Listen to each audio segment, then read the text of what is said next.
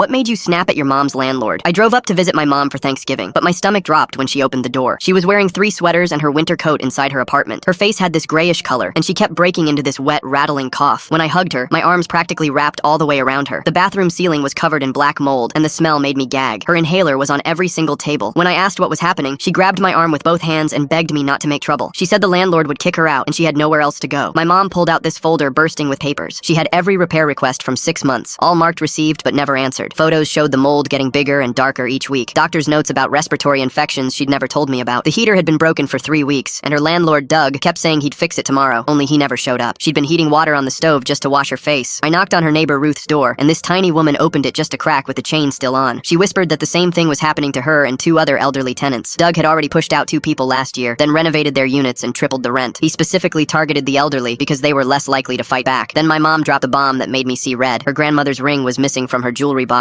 She'd been beating herself up thinking she was getting forgetful, but other things were moved too. Ruth said she'd seen Doug's truck outside during the day when my mom was at her part-time job at the library. This creep had been entering apartments whenever he wanted. His nephew supposedly did maintenance and had keys too. My mom showed me bogus lease violation warnings about excessive noise when she's in bed by 8 p.m. watching Jeopardy. Every maintenance request showed completed in the system, but nothing was fixed. I looked up the property management company online and found absolutely nothing. Doug owned the building through an LLC with 0 oversight. That's when I knew I had to do something drastic. I went straight to Doug's apartment and pounded on his door. He answered in a stained tank top, looking annoyed about missing his football game. When I told him about the black mold and no heat, he rolled his eyes and said, "My mom was a difficult tenant who wouldn't cooperate with maintenance." He claimed the mold was her fault for not using the bathroom fan properly. Then he got this nasty grin and said, "If she keeps harassing me about repairs, she'll be homeless and dealing with legal costs that'll bankrupt her." I just went upstairs and changed my mom's locks that night. I stayed with her through the weekend. 3 days after our confrontation, we heard someone trying to unlock the door. The key kept scraping but wouldn't turn. I yanked the door open, and there was Doug with the key still in his hand, mouth hanging open. "Why are you trying to enter my mother's apartment without notice?" I said loud enough for everyone to hear. Ruth came out, and even though her voice was shaking, seeing Doug caught red-handed gave her courage to speak up. She told everyone she'd seen Doug leaving my mom's place 5 times in the past month. Other neighbors started nodding along. I spent the day hunting down evidence, found my grandmother's ring at the 3rd pawn shop. The receipt showed Doug's nephew sold it, the same kid who had keys for maintenance work. I gathered 5 elderly tenants who finally agreed to sign affidavits after seeing I had proof Doug was stealing. Called a mold inspector who actually stepped back when he saw the bathroom. He said, "I've never seen it this bad in an occupied unit." The legal aid lawyer said this was textbook elder abuse and filed an emergency complaint. The health inspector showed up within a week since elder abuse cases get priority. Doug tried telling him he needed appointments first, but the inspector just held up his badge and said, "Emergency complaints don't need appointments." The inspector found 12 major violations. Doug got hit with a $5,000 fine and had 30 days to fix everything or face condemnation. 2-year probation with random inspections. Mom got her ring back. She and the other tenants got reduced rent. Doug couldn't raise rent for 2 years.